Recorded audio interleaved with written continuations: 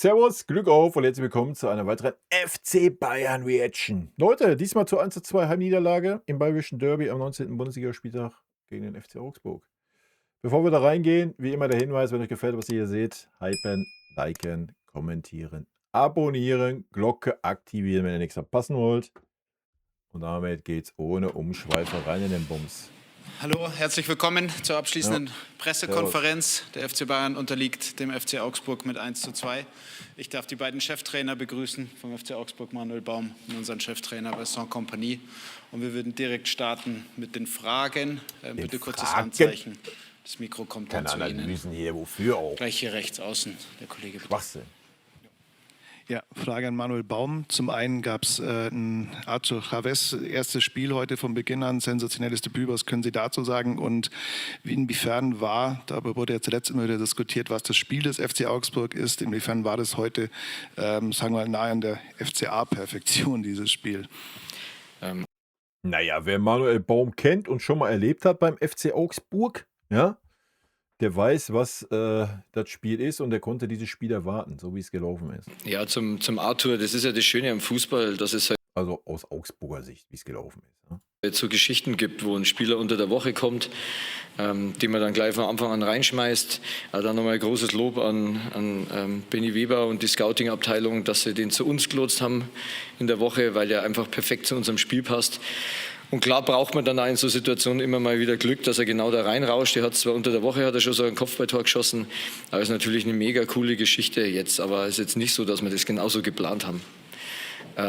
Genau, die zweite Frage, Art und Weise, wie wir in Augsburg spielen wollen. Ich finde schon, dass wir, was das Verteidigen angeht, das echt gut gemacht haben. Für uns war halt wichtig, dass wir nicht nur irgendwo tief hinten drin stehen und dann auf Balleroberungen irgendwie warten, vielleicht durch einen Fehlpass. Wir wollten schon aktiv sein. Gerade in der zweiten Halbzeit, finde ich, hat man gemerkt, dass wir in verschiedenen Höhen auch verteidigen konnten. Das ist, finde ich, gegen Bayern brutal wichtig, dass man mal einen Rhythmus auch immer bricht, weil wenn die dann in den Fluss reinkommen, hast du einfach keine Chance.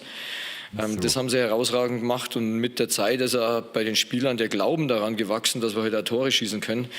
Und 2 haben wir geschossen und wir haben sogar noch die eine oder andere Situation auch gehabt, wo wir vielleicht sogar nur 1 hätten schießen können. Nächste Frage hier vorne von Julian Wolf von der Welt, bitte. Vincent, guten Abend. Seit langer Zeit mal wieder eine Niederlage in der Bundesliga für Ihre Mannschaft. Wo sehen Sie die Gründe? Was hat Ihnen heute nicht gefallen? Wie ordnen Sie die Niederlage ein? Nein, erstmal Gratulation Manuel und Danke. FCA für Leistung und Ergebnis. Nein, ich gehöre zu den Leuten, die immer gewusst haben, dass die Bundesliga nicht einfach ist und dass jedes Spiel Risiko einhält. Und heute haben wir das gesehen. In der ersten Halbzeit fand ich uns, wenn ich das dann einordne, so eher stabil als, würde ich Ja, sehe ich genauso. sagen, Okay. unglaublich kreativ, aber es war bis die letzte. Die Kreativität hat natürlich gefehlt, so, ne? Logisch. Aber wir haben viel versucht, so die ersten 15, 20 Minuten. Wir haben viel Risiko vorne genommen, das war okay. Ja. Augsburg war halt einfach auch stark in der Defensive, das muss man halt auch sagen. Ne? Minute, wo dann diese eine große Chance kam für FCA, war das eigentlich eher stabil. So ein Spiel, wo man sagen kann, okay, du spielst jetzt 5 Spiele in 13 Tagen, vielleicht packst du heute einfach die 3 Punkte und dann ist die Leistung vielleicht nicht das Beste aller Zeiten. Ja. Und War übrigens auch meine Einstellung, ne? Deswegen auch 2:1 nur getippt und deswegen war ich auch einigermaßen zufrieden mit der ersten Halbzeit. Ich fand es okay, ja. Es war nicht, dass wir schlecht waren oder sonst was. Wir waren aktiv, zumindest die ersten 20 Minuten so. Wir waren drinne, wir haben viel versucht. Man darf halt nicht vergessen, was Winnie gerade anspricht, auch wenn das keiner hören will. Ja, so, wir haben keine Sommervorbereitung gehabt, wir haben eine super anstrengende Hinrunde gehabt, das haben wir schon gesehen. Ja, wir hatten dann eine Winterpause. Was? 7 Tage oder was?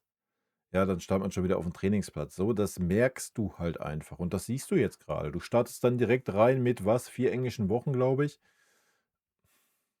Ja, das ist halt alles. Das ist nicht spurlos, ne? Also, und deswegen war es, und dafür war es gut, die erste Halbzeit. Das war wirklich okay. dann bin ich am Ende eigentlich eher enttäuscht über die Ergebnisse als die Leistung. Wirklich. Einfach weil wir waren in einer guten Position und die haben wir weggegeben.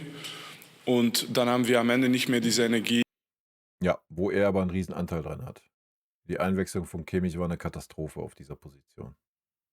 So. Die Herausnahme von Leon Goretzka dann, um da dann Jackson zu bringen.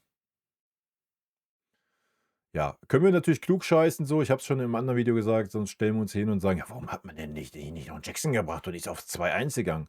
Ja, wie er es aber gerade sagte, das 5. Spiel in 13 Tagen und so weiter, da hätte man vielleicht einfach auch sagen sollen, ja, komm, alles klar, wir nehmen das 1:1 mit. So, ja. Und nicht hier volle Kapelle, sondern sagen, komm, wir machen erstmal Sicherheit, vielleicht ergibt sich trotzdem noch eine Chance durch eine Einzelaktion von Michael Olise, wie auch immer, so wie es ja auch so gekommen war.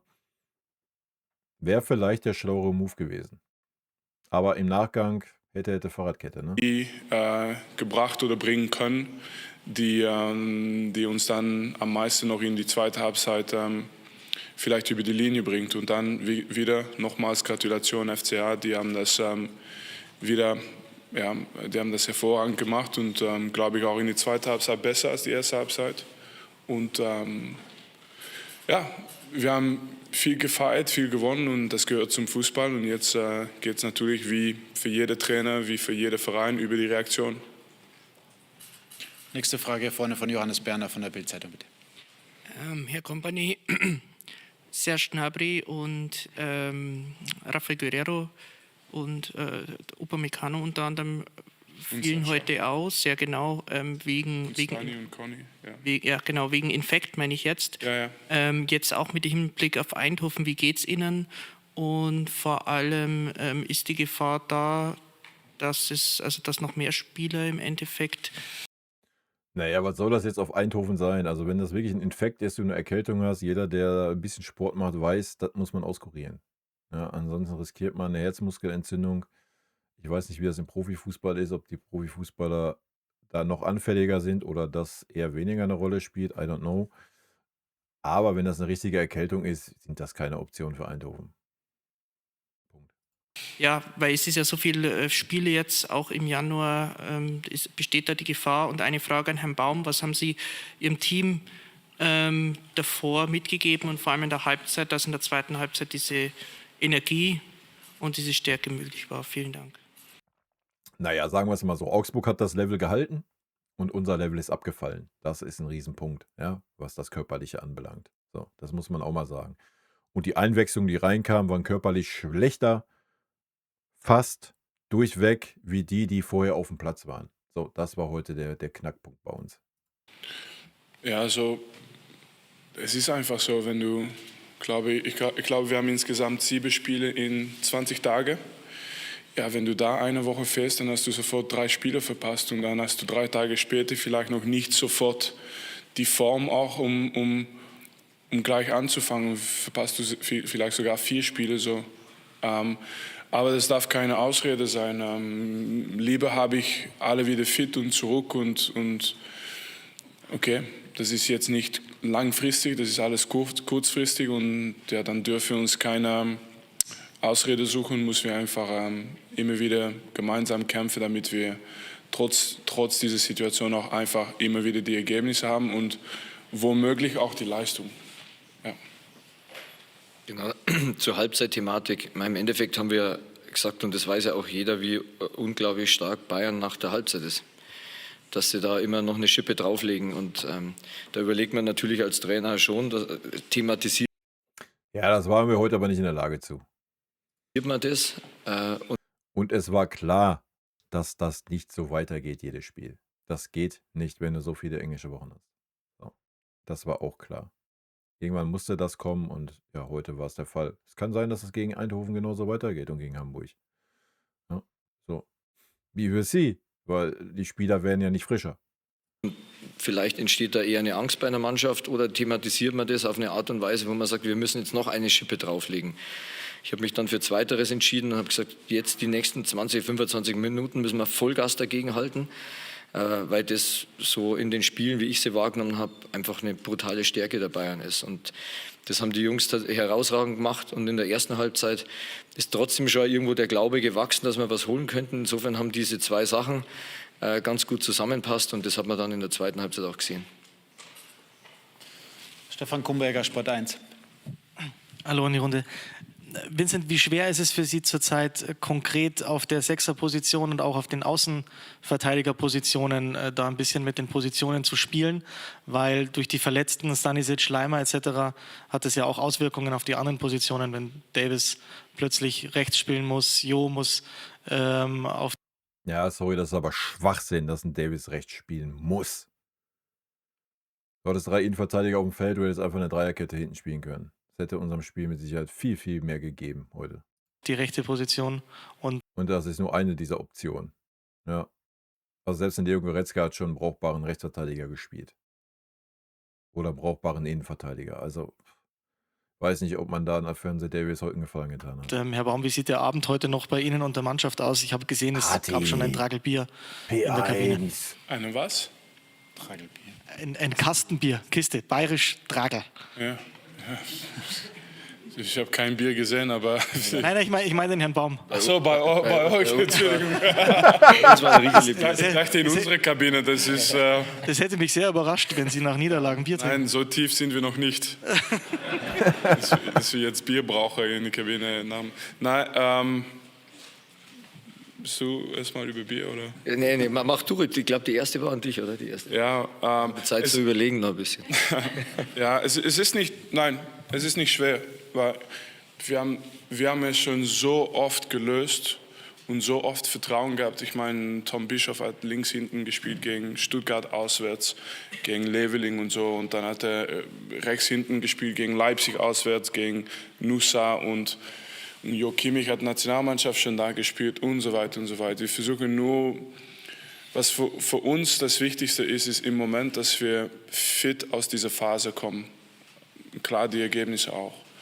Und wenn dann mal eine Spieler aus seiner Position spielen muss, aus seiner besten Position, lass uns so sagen, dann gehört das zum kollektiven Beitrag. Also die müssen das machen, um uns weiterzuhelfen, damit wir weiterhin erfolgreich bleiben. Aber gut, oft klappt das, manchmal nicht, heute nicht. Aber gut, ja, wenn natürlich 3 Rechtsaußenverteidiger fehlen, dann muss jemand das machen und trotz dieser Entscheidung habe ich immer Vertrauen, dass die das gut lösen und erste Halbzeit war okay und zweite Halbzeit hat nicht gereicht. Ja, Genau. Grüße geht raus an Jost, Dann auf wa? die andere Frage noch zurückzukommen. Ich habe jetzt auch schon ein paar Spiele als Bundesliga-Trainer auf dem Buckel und ich finde es immer wichtig, egal ob man jetzt so ein Spiel macht wie heute, wo man sich mega freut, oder das kennen wir ja in Augsburg auch, wir haben Phasen, wo es nicht so gut läuft, dass man irgendwie bei sich bleibt und immer so in der Mitte ist. Also deswegen klar kann man sich heute freuen, aber auch das sage ich in vielen PKs, also das Spiel ist jetzt gespielt, da können wir nichts mehr dran ändern. Und ich glaube, es ist wichtig, dass man einfach nochmal in der Mitte bei sich bleibt, weil das nächste Spiel zu Hause gegen St. Pauli steht ja dann auch schon wieder vor der Tür. Nichtsdestotrotz, an dem Tag, wo man mal ein schönes Erlebnis hat, und ich glaube, das machen wir im Leben auch viel zu wenig, darf man ruhig mal feiern. Aber dann reicht es auch wieder. Hat er recht. Wir haben noch 2 Fragen nachher auf der rechten Seite. Titus Fischer, Radio Fantasy, Manuel. Du hast die neue Radio Fantasy. Hat aber so eine richtige Radiostimme, ne, der Mann. Abwehrkette heute gehabt. Ein paar Worte zu denen. Ja, ist ja tatsächlich so, wenn man die 3 jetzt, vor allem die im Zentrum spielen, anschaut. Also Noki Banks war ja gelb gesperrt, der sonst immer spielt. Am Anfang der Saison Chrysler Maxi Max spielt und Jeff Haueleo. Das heißt, wenn man es mit Anfang der Saison vergleicht, sind es tatsächlich 3 neue in der Zentralen und das war echt eine herausragende Leistung. Wie sie es schon abgestimmt haben, was mir super gefallen hat, gerade bei dem linken und rechten in der Dreierkette, dass die halt laufend an den Flügel abgesichert haben, weil wir immer wussten, da kann es mal passieren, dass, egal ob es Olysee ist, nicht nur in die Mitte reingeht, sondern mal außen durch. Insofern hat das echt super harmonisch abgestimmt gewirkt. Waren aber halt auch nur 3 von 11. Der Rest hat es genauso herausragend gemacht. Dann nochmal der Kollege auf der rechten Seite, bitte. Ja. Nochmal eine Frage an Herrn Baum. Wie wertvoll ist dieser Erfolg jetzt, die erste Niederlage, die der FC Bayern in dieser Saison und seit März 25 kassiert hat, vor allem hinsichtlich der nächsten Spiele beim FC Augsburg mit Heidenheim, Pauli und Mainz, die natürlich für die tabellarische Konstellation ein bisschen wichtiger sind als wahrscheinlich 3 Punkte gegen Bayern? Ja, im Endeffekt sind es 3 Punkte, die sagen, 3 Punkte, wirklich 3 Punkte, extrem Alter. wichtig sind. Wir haben heute auch gesehen, die Mainzer haben gewonnen mit 3:1. Klar ist jetzt 3 Punkte gegen Bayern vom Gefühl her schon noch was ganz Besonderes. Aber ich habe es ja, glaube ich, gerade auch schon gesagt, es gibt Naja, man muss aber auch ein bisschen auf dem Boden bleiben. Ne? Das haben uns die letzten Jahre gezeigt. Die Gegner, die gegen den FC Bayern verloren haben, sind dann meistens in eine tiefe Krise gerutscht. Also und haben erstmal 10 Spiele auf die Fresse gekriegt. Also.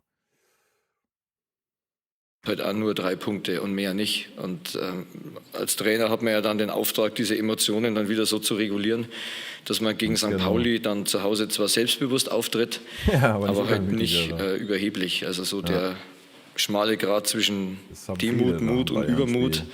Müssen wir jetzt aufpassen, dass wir nicht übermütig werden, aber trotzdem mutig bleiben. Dann abschließend die Frage von Vincent Schipke von Mercatit, bitte. Herr Company, Sie kennen das ja aus England. Der FC Arsenal ist ja immer noch in Erinnerung als Invincibles von vor 20 Jahren. Leverkusen hat das vor 2 Jahren auch mal geschafft. Schmerzt diese Niederlage jetzt auch im Hinblick darauf? War das eine Marke, die Sie als Ziel ausgegeben haben, ungeschlagen durch eine Bundesliga-Saison zu gehen? Oder tut es in Anführungsstrichen nur weh, wie jede Niederlage halt wehtut?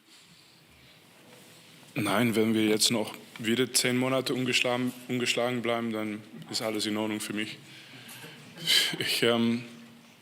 Ich möchte gerne viel erreichen mit diesem Verein und auch in meiner Karriere als Trainer, aber ja, ich finde es immer schwierig, weil ich bin jetzt Trainer, also dieses Gefühl für mich ist, ich möchte gerne, dass die Jungs das erreichen, weil es ist für die Jungs, also für mich persönlich.